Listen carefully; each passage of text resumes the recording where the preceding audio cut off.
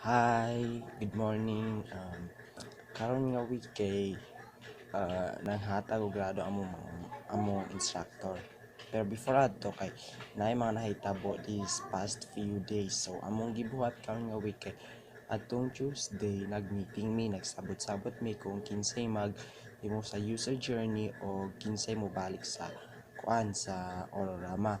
Then we decided na si Rovi ang mo sa user journey tapos kami din upat nga mga fifth year kay ubalik mi sa Orama karong Friday. So Friday morning nagsabot-sabot din mi nangadto din mi sa Orama around 8 AM. Tapos nagulata mi gisa ka oras kay alas 2 pa man di ay mag-in ang mga employee.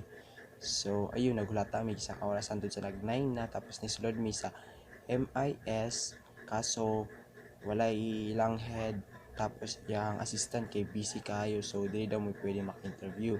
So nibalik mi sa marketing management or marketing manager nga katong giadto na mo last time tapos may gani kay approachable gyapon kay sila atud karon mga buton kayo tapos gihatagan mi nila suggestion nga mas syada daw tong basket katoy lang Christmas sale bitaw kay barato ra to kay kung sa grocery daw nga retailer kay murag hasol kuti.